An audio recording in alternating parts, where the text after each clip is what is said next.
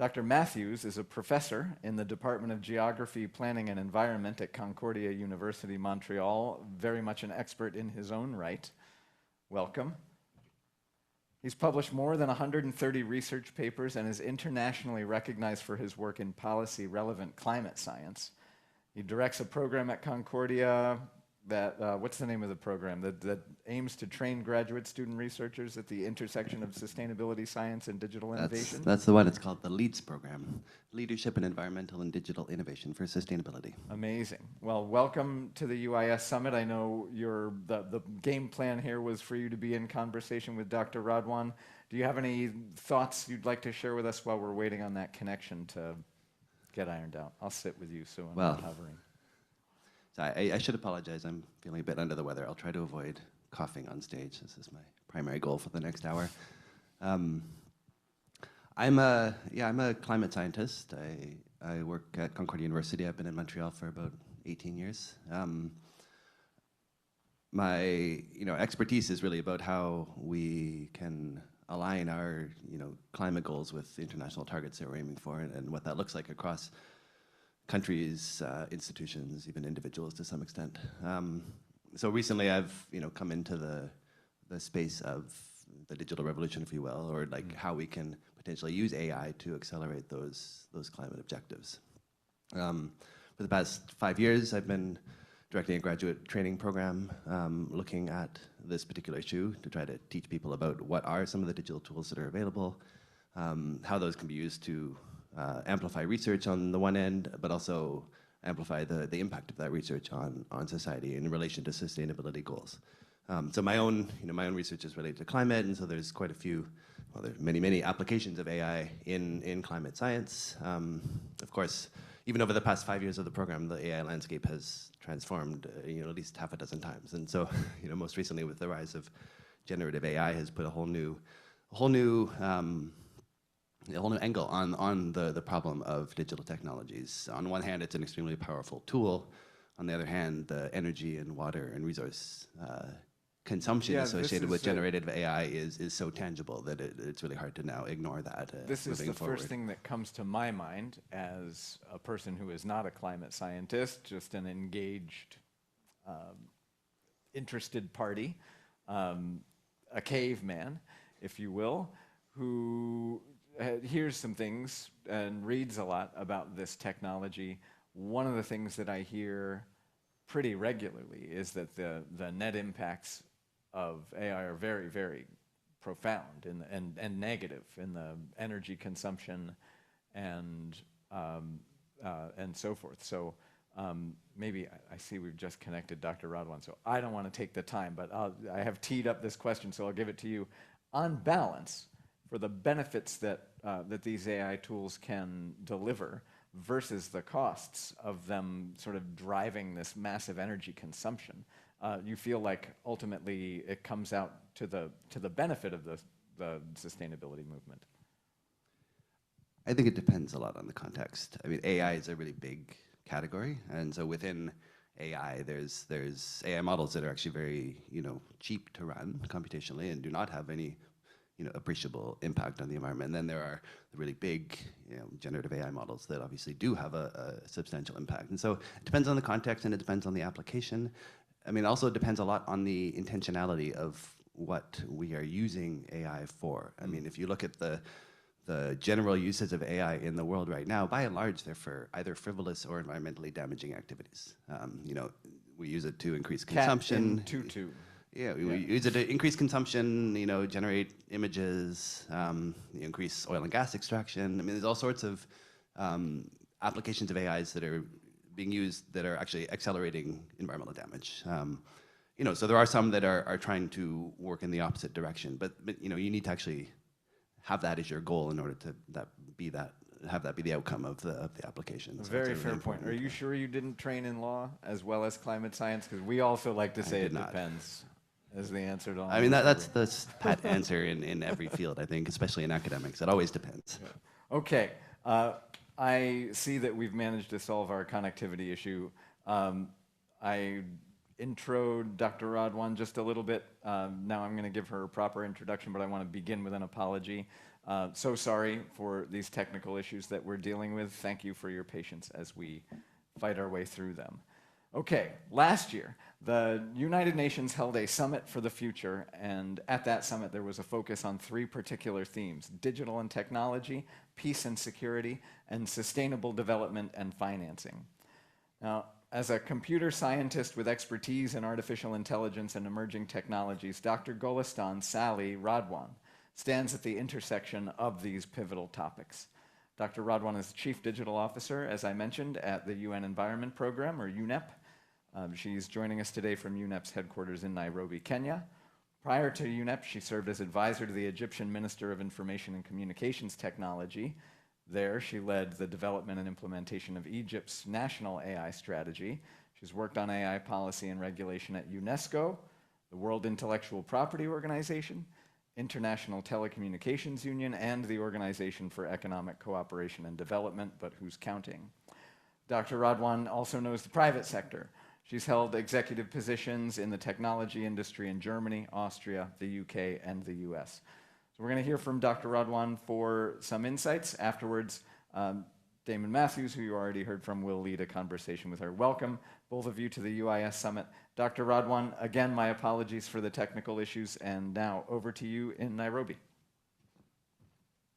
No problem at all. I hope you can hear me at least, if not also see me. You are coming through loud and clear. We can see you. Okay. We and our remote attendees have you on the screen. Perfect. Thank you so much, and good morning, everyone. It's a pleasure to be here, and yeah, apologies also from my side for the technical hiccups, but glad we managed to make it happen in the end. I believe you're going to project my slides from your end, or should I just share my screen?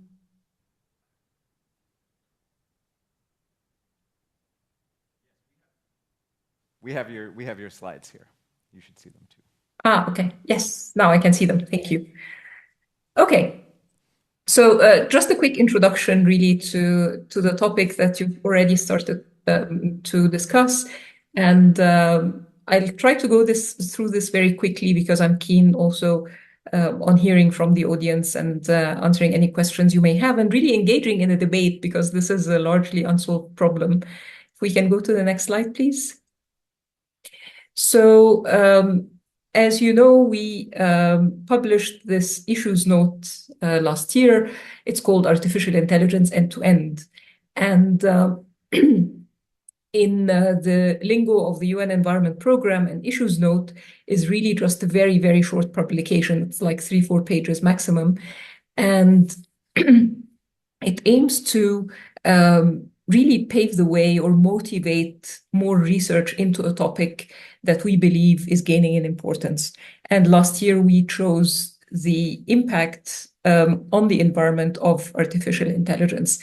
And of course, the main reason we wanted to do this is because we did not find enough evidence and enough scientific research out there to form a consensus around how do we even start thinking about the environmental impact of AI. There's a lot of talk about energy consumption. There are some figures starting to emerge, but even there, the picture is a bit blurry. It tends to be colored by whoever is giving the information. So if you talk to the large AI companies, they'll tell you that the picture is very rosy and AI is actually optimizing energy use more than it's consuming energy.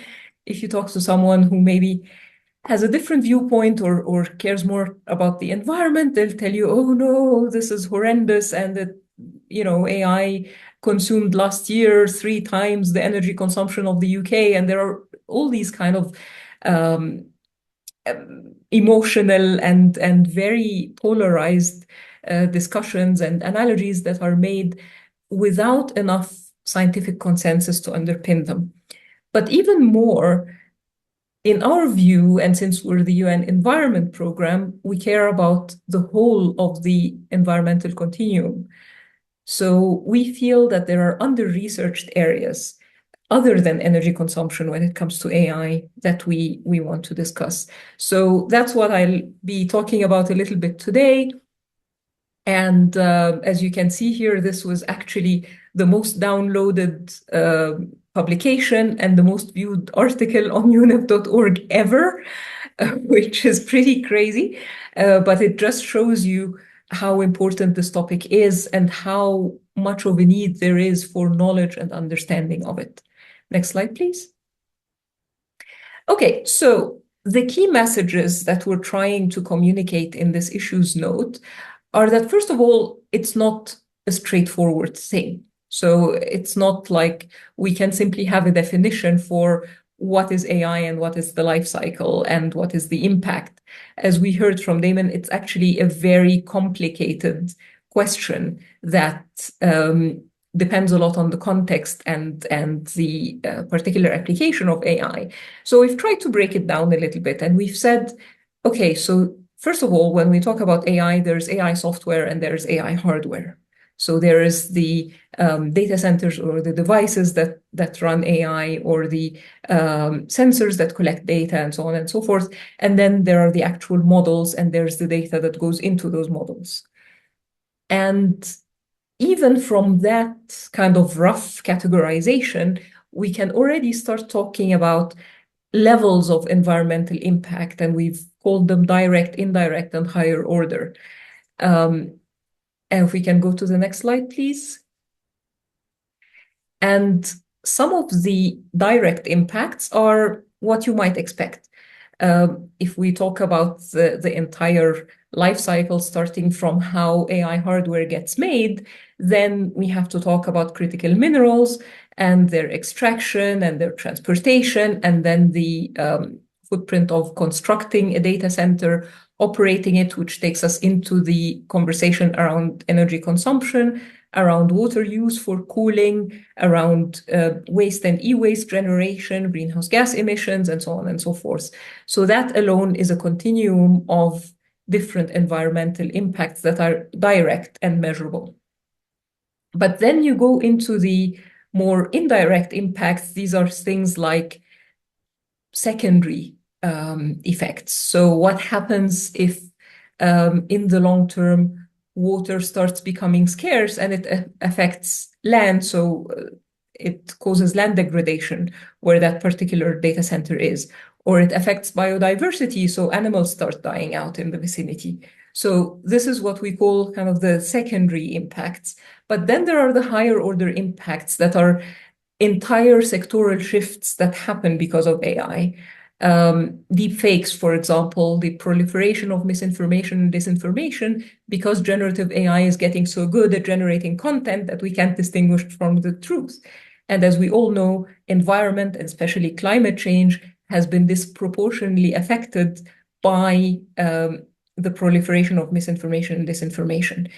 Similarly, if we talk about unsustainable or consumption and production, and the increase of that due to the very targeted and aggressive marketing that AI is now enabling, so that we see more things like fast fashion and textiles and fast-moving consumer goods in the sense of things that are not sustainable in terms of their consumption and production. So these are the higher order effects. But we're talking now mainly about the direct environmental impacts, and we're saying that even at this seemingly basic level, we don't yet have a good understanding of what it means and how we can measure the impact of AI on the environment. Next slide, please. So in terms of recommendations in the issues note, we talked about a number of things. So we talked about reporting and the importance of reporting and transparency, which go hand in hand, on the practices that large AI companies and large data center operators are using, and if they are using AI to help optimize, for example, their energy usage or anything like that, then we would love to see what those algorithms are like. Of course, that's difficult because most of them are proprietary. But then how else do you achieve transparency, right? There also needs to be a harmonization of the variables that you're measuring. So what is it exactly that we want to measure, and how do we measure it, and how do we deem levels to be acceptable or not? And of course, there are some good practices around green infrastructure and environmentally sustainable data centers, but there is also a lack of an inclusion of sustainability principles into AI strategies. And I say that having been in charge of a national AI strategy myself, it's often not something that people think about immediately. The immediate thinking is economic growth and how do I build an AI ecosystem and how do I empower my private sector and how do I encourage innovation. But there is not enough focus on and how do we make the whole thing sustainable. So overall, we think it's important to have more research and more scientific conversations on what this thing really is. What do we mean when we talk about the environmental impact and how do we measure it? Next slide, please. So since then, we've done a little bit more research and the work is ongoing.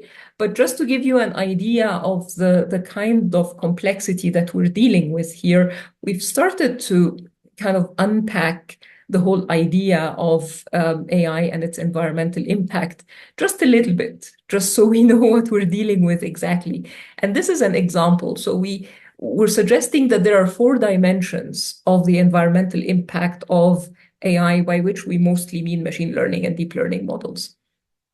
So we can start looking at the life cycle of a machine learning model, which starts with the analysis and design, then goes into the development of the actual model, then the deployment, the testing, the verification, the validation, and then retraining if needed, because AI systems, unlike others, require constant retraining to be able to absorb new data sets and to be able to keep up to date. So that's one dimension along which we can categorize the environmental footprint. So we can start saying, so what is the environmental footprint that happens when we are in the analysis and design stage, or in the model development stage, or in the deployment stage? And does it vary? And where can we curb it? And where is it highest? And so on. But there is another dimension, which is the environmental life cycle that we talked about a while back. So starting from the raw materials and their extraction and the production of AI hardware, and then the use and operation of data centers, which again has a number of environmental impacts behind it, and then the end of life, which is a big problem as well for data centers. But then there is a third dimension that we can think along, which is the device category. So where is the actual AI running on? And here we can think about data centers, which are, of course, the majority of AI, large language models specifically, now run in large data centers. But there are also the networks that connect these data centers together and that connect them to our devices. There's what we call the edge devices. So some mobile phone manufacturers, for example, have started now running local AI models on the phone itself, so we don't have to go to the cloud every time. There are also sensors that now use AI and have kind of analysis and AI capabilities at the edge, as we call it. So again, they don't have to have that connectivity and the latency going back to the data center. So again, we can discuss what is more environmentally friendly, what has more of an impact. Is it the data center? Is it the mobile phone? Is it the sensor? How much gets impacted along the network? So if we move large data sets and large quantities of information back and forth in the network, how much does that impact the environment? And then finally, we can talk about the types of impact. So as we said before, we've got energy and greenhouse gas emissions, water, resource depletion, e-waste, and many, many others that we can all list. So this is a possible kind of categorization of the types of impact. And as you can imagine, each one of these requires its own research and can give us an idea of how do we optimize the picture. Next slide, please. If we look into the idea of devices, for example, and here we're taking the data center as a device that, as I said, this is where most large AI models run, then you can start thinking along some of these other dimensions. So you can start talking about the mining, refining, manufacturing, operation, and then e-waste generation dimension. So that's a way of overlaying one device on that life cycle. But then along each of these phases, the mining, for example, you can look at how much does it impact energy, water, emissions, pollution, depletion, and it may be one or more of these, but then you start slicing it, as it were, and for each slice or for each phase of this life cycle, you start looking at how much resource is used. Next slide, please.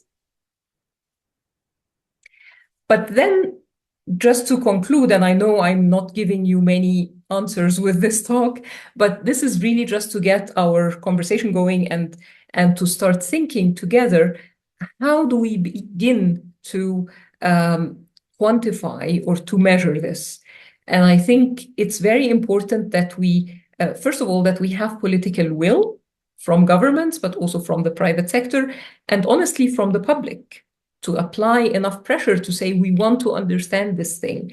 And let me emphasize here that the message that we're trying to convey is not that AI is bad. It is not that we should stop doing AI. It is, you know, just as much not an idea that AI is the answer to all sustainability problems, as much as it is AI is the doom to all sustainability problems. It's probably somewhere in the middle, and it does depend on the context, and it does depend on the specific use case. So I think there are three things that need to happen. One is a concerted scientific effort, intergovernmental, multi-stakeholder, that really looks at this issue and tries to identify what are the main variables that we're looking at when we talk about critical minerals, when we talk about water, when we talk about energy. What are the variables that we should be measuring? What are the biggest drivers? And then how do we measure them? Unifying the methodology. And then how do we determine what are acceptable versus not acceptable levels? And to do that, we have to make comparisons. So you'll find, you know, some of the defensive arguments coming from some of the AI companies are things like, well, you know, the impact of AI, of using AI for an entire day is equivalent to eating a burger. So, you know, if you want to stop using AI, you might as well stop eating burgers, which of course doesn't really help the conversation, right? It's just a defensive argument that says, well, then you cut off meat before you cut off AI. But it's important to have these kinds of comparisons in a scientific way, because we all know that we use mobile phones all day long. And mobile phones also use critical minerals. They're important for all types of electronic devices. So what is actually more taxing on the environment? Me using my mobile phone for 4 hours a day, or me using ChatGPT on my laptop for half an hour a day? All of these things need to be put in context, and we need to have these comparables so that we can paint a true picture. And then the last thing I think we need is a message that the public can understand and identify with, because if we're trying to give them these complicated formulas and equations around how do we calculate the end-to-end footprint of AI, it becomes very, very complex, and no one can really get behind that message. But if we simplify it to something like, you know, how for flights we identified the carbon footprint per flight, inaccurate as it may be, but it's a good indicator, so that I know that if I decide to travel from Nairobi to London, I know roughly how much I'm costing the environment, and I can offset it. I think we need something like this for AI, an individual footprint per use of AI, per hour of ChatGPT or whatever it is. So that if you're using it to generate cat videos all the time, then maybe you need to think twice, and you need to maybe use it for something more useful or use it less. Which leads me to my final point, which is the net impact. I think what we also need is a way of quantifying the positive impact that AI has on the environment, or the potential positive impact, because as Damon said, there is definitely room for improvement on that side, and we can talk about that in the Q&A. But the thing is, we need to see both sides of the equation so that we can compare them and we can see, okay, for this particular application, there is a net positive effect. Therefore, it makes sense to use AI. For this other application, maybe not. Let's use some lighter technology or some other way to achieve the same result. So with that, I'll stop and happy to take any questions. Thank you.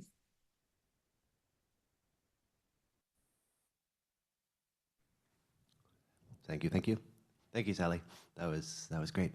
I mean, I have lots of questions listening to what you have to say. Maybe I'll start with the very end. Like, what are some positive examples of AI use? What comes to mind when you think of the potential and of AI to reduce consumption or decrease energy or increase efficiencies? What in your mind are the best examples of this that are in application right now? That's a good question. I don't know the best, but some of the ones I really like, of course, talking about Earth observation data analysis, so satellite data analysis, is a really useful application of AI, and it's difficult to do without AI. So that's a good, probably net positive type of example. And this allows us to track changes in everything almost. So if you want to track biodiversity loss over time, land use change, land degradation, sand and dust storms, whatever natural phenomena and unnatural too. So you can use it to track kind of shipping routes and estimate the emissions coming out of them and things like that. So there are many, many, many things that you can achieve by analyzing Earth observation data over time and comparing and seeing trends happen. So this is one of the areas, not a single application, but a whole host of applications that I think are very useful. We also use Earth observation data at UNEP for things like methane emissions. So we have something called the International Methane Emissions Observatory, or Eye on Methane, as we call it now, which is basically an AI tool that analyzes satellite data to detect plumes of methane emissions and gives early warning signals to government to be able to mitigate the effects. So I think that entire monitoring and observation field is quite good. The other one that's near and dear to my heart is forecasting and prediction. So things like if I want to plan an intervention, let's say a simplistic example, for air pollution, I want to go to a country that has very high air pollution, and I want to change 500 buses from using diesel fuel to using green hydrogen. How much does it cost to implement that? And what is the expected impact on the environment? And then you start playing with the different levers. And you say, okay, so what happens if instead of 500, I increase that to 10,000 buses? What does the cost benefit look like? And what is the expected impact on the various environmental variables that we're tracking? So things like that. And of course, there are many more sophisticated examples, but the kind of forward-looking aspect of it that is still not quite there. So we don't have sophisticated enough tools yet, but I think this is a huge area for growth. And then the third thing is kind of similar, but it's around building more complex use cases. And we live in a world of very intertwined problems and crises that require quite complex solutions. So it's no longer enough just to track climate change. You need to track climate change and its effect on biodiversity and its effect on deforestation and its effect on economic migration and human migration, economic activity, human health, and so on and so forth. And then you can predict, the impact of floods in a country on the global supply chain of a certain crop. and link environment to economic activity and economic development, which is something that we've wanted to do for a long time. So again, this is an area of potential development for AI. It's not quite there yet. But I think the areas that are mostly there are around the monitoring and tracking of changes in the various fields.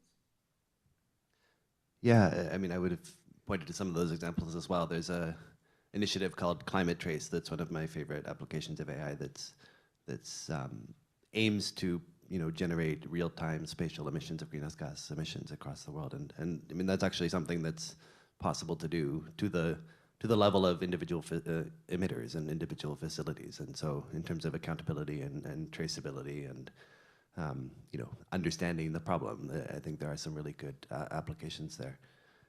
It's interesting that all of the examples that you mentioned, I think, are ones where these are all applications of predictive AI models, not generative AI models. And I think that's often the case, that the positive use cases are also the ones that the energy consumption issues of the models are much smaller. I mean, these are models that can be run on individual machines and that don't necessarily require huge data centers. However, they do require quite a lot of expertise to actually build and run and apply to specific use cases. It strikes me that one of the issues of generative AI and text, natural language processing is that it's so user-friendly, and so you can kind of do a lot of these things, but using a much more environmentally heavy tool, right? And so as soon as you move into that, you get around all of the, you can do amazing things just by putting in prompts to ChatGPT, and you don't need as much expertise to actually build and run the models, but there's a cost to that as well. And I think one of the issues maybe is that we don't see that cost because it's, at least at the moment, a lot of these applications are free, right? And I think the price signal of using very computationally expensive AI tools has not really caught up with the impact of those on the environment. Yeah, so I mean, I wonder what you think about that and that characterization of the issue. Yeah, I fully agree. I think one of the advantages, but also grave disadvantages of large language models is that they're so user-friendly and they sound exactly like people. And they make us feel like we're talking to our best friends, only a smarter version of ourselves, probably, that can also, draw very nice pictures and generate videos and make things sound like Shakespeare and everything else. We rarely ask ourselves, where is the actual value and how much does it cost? I mean, how much does it cost us, but also how much does it cost the environment and the world in which we live? And of course, it's because we're used to this type of interactive systems, right? We've been using search engines for decades now. And this just seems like a more sophisticated version of a search engine or a chat tool that used to be rule-based, but now are based on large language models. So the appeal is definitely there. And of course, the use of these things in domains like marketing and social media influencers and stuff like that only makes them more appealing. But when you really look at the more ambitious or more sustainability-oriented applications, then you're right, it becomes a very different conversation. And that's not to say that there are no LLM applications in the environment. I mean, at UNEP, we're launching Environment GPT in a few weeks. And this is our own implementation of ChatGPT, where we're trying, of course, to minimize the environmental footprint, but also trying to fight misinformation and disinformation. So this gives you authoritative responses from either UNEP publications or UNEP-approved scientific publications. And you can get, even if there are discrepancies or differences in opinion between scientists, you get both points of view, but you get a link to the source as well, so that this is definitely correct information. And then you can tailor the tone to the target audience as well. So if you're a policymaker, if you're a scientist, if you're a member of the public just needing to learn more, there are different ways and different tones to the response that it gives. So, and this is only one of many applications. I mean, the efficiency gains by asking LLMs to summarize text, for example, or to synthesize things like donor reports, which, those of us who work in academia or in international organizations, we spend a lot of our time doing these things. And if AI can help, then great. But of course, when you compare that to the effects of tracking biodiversity loss, for example, or making an early intervention at an adverse weather event, or when there is an unusual plume of methane emissions, then the difference becomes obvious that, yeah, when you want to make real large-scale impact, you need to go to these more analytical and numerical models rather than language models. Yeah, yeah, thanks for that answer. One thing that I wonder listening to you speak, I mean, obviously every technology that we build and deploy in the world has a negative environmental impact. I mean, it's maybe not every single one, but it's actually quite hard to think of something that doesn't, right? And we do accept that, by operating in the world, we are going to consume resources, and we try to mitigate those effects, but ultimately we are doing damage to the environment around us at every turn. So, what do you think is different about AI, if anything? I mean, is it just another technology and it's new, so we don't really understand the environmental impact, or is there something qualitatively different about the way AI is impacting the environment around us and the potential for environmental damage associated with AI tools? That's a really good question. I think it's both. So I think it's definitely the fact that we don't understand it well enough yet, and so we're a little bit scared. But it's also the speed at which it's grown, and the fact that, unfortunately, the narrative being propagated now for large language models specifically, or for generative AI specifically, is that the bigger your model and the more data you use for training, the better your results will be. And of course, that means that you need bigger and bigger data centers, and that you need more and more advanced GPUs or other types of hardware architectures, which of course means that you have to throw the old away every couple of years and have a new generation coming in faster, capable of processing more and more data and generating more and more outputs. And so I think, unlike some other technologies that scale and improvement directly linked to the size of the deployment, that I think we haven't seen at that scale with many other technologies. And this is why we haven't even started talking about the environmental impact of AI until we had generative AI. Before that, I mean, rule-based systems and even machine learning and deep learning models have been around for decades now.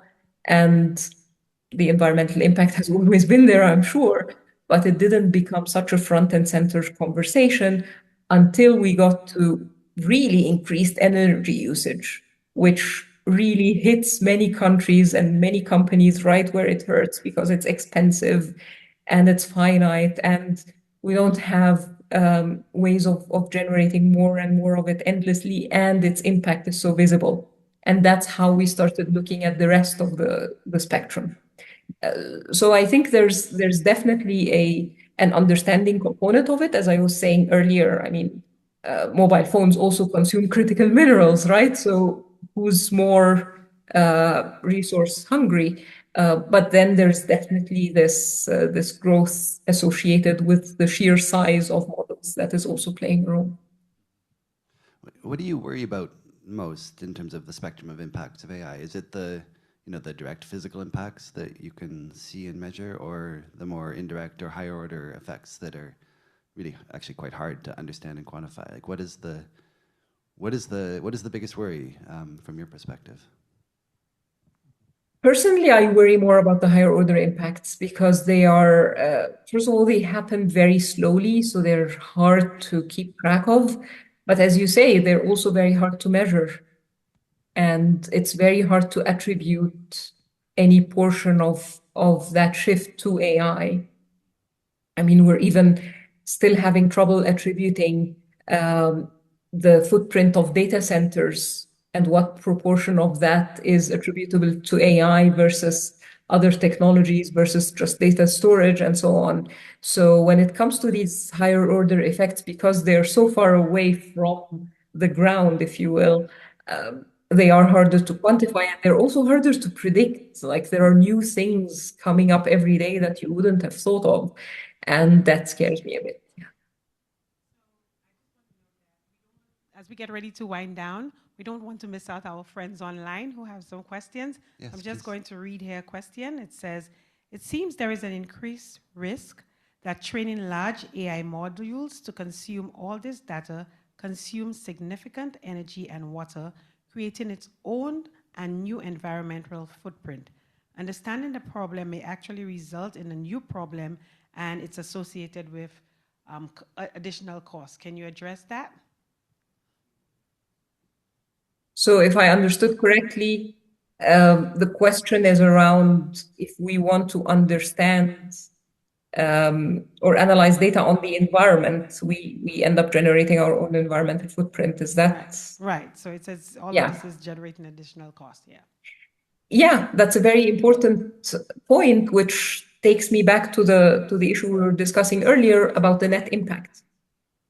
So it's always important to understand what is the problem that we're trying to solve with AI, and is it worth it?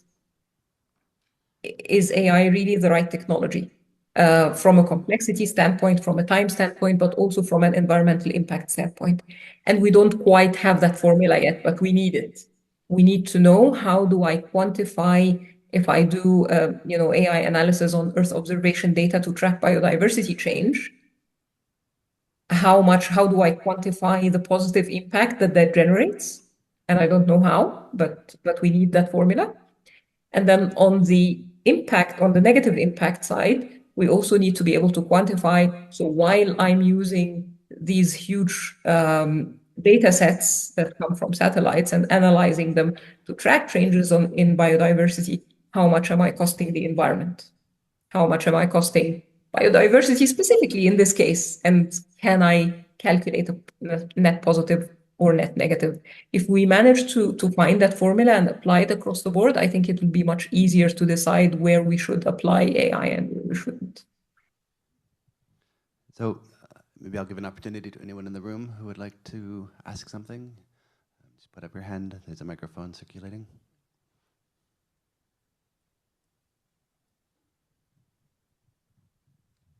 Thank you for your presentations. This is very informative. I'm curious about what these conversations are looking like around AI and its environmental impact from other parts of the world, especially I'm thinking about the global south, those who've borne the brunt of having much of their natural resources used for technological advancements. I think what I see is a paradox oftentimes of the limitlessness of our human potential for innovation against the real limits of our environmental resources. So yeah, just very curious, especially, Sally, what are conversations looking like around AI usage end to end in places like Kenya? And who's talking?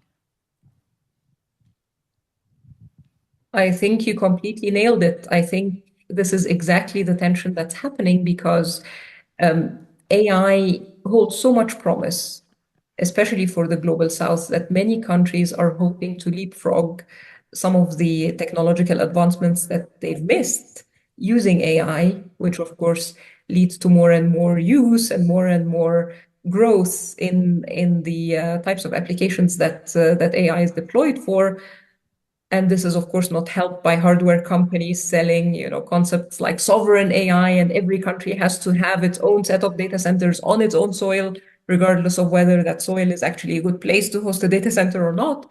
But that helps them sell more hardware, understandably. But then, precisely what you said, these countries bear the brunt of much of the environmental impact. So many African countries still don't get enough electricity per day, while AI is consuming however many terawatt hours of electricity. just to generate cat videos or whatever we use generative AI for. Water scarcity is a big issue in the Global South. Critical minerals, in many cases, come from Global South countries, and not only are these environmental impacts, but they're causing conflicts and strife in many of these countries. So it's very much a double-sided conversation, and it's very difficult. But I think on balance, there's definitely awareness, even at the highest political levels, of the importance of understanding the environmental impact of AI. And it's actually African countries, Kenya probably most of all, driving that conversation and asking the world to pay attention to this and to get together to have the scientific understanding of the environmental impact of AI. So from that perspective, I'm actually optimistic. Probably have time for one more question. You talked earlier about the costing of AI and how it's not really embedded right now. It's free to use. Do you think eventually including environmental costs will drive down AI usage, or will it just be kind of absorbed by whoever's using it? I mean, this is a challenge for, I think, economics as a whole. How do we kind of internalize all of the environmental damages that are caused by various types of economic activity? I mean, in terms of AI in particular, Sally, do you have any thoughts? I think you actually made that point earlier, so I was going to ask you to come in first. But I can comment later, of course. Yeah, no, I mean, I think that is my perspective. I think this, the purpose of environmental economics is to try to figure out how to internalize the negative externalities and to have that reflected in the cost. That requires regulation. It requires governments being on board with that as the goal. It requires societal understanding of those costs and externalities. I mean, I think we've made kind of halting progress on a whole suite of those types of externalities.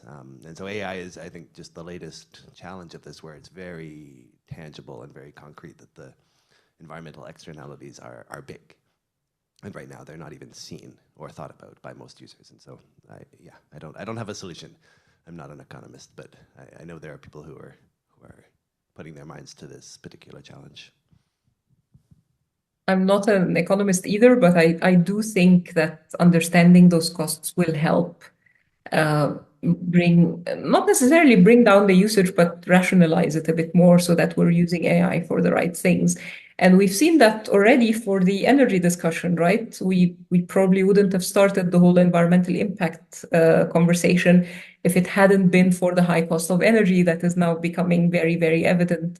And so I think if we have an approximation that tells me and you and anyone using AI how much roughly we're costing the environment, doesn't have to be accurate down to the dime, but how much roughly we're contributing and whether this is a net positive or net negative impact, I think it will lead to at least public pressure to start having those discussions seriously, and then really discussing the overall cost, even in monetary terms, and seeing how we can bring it down.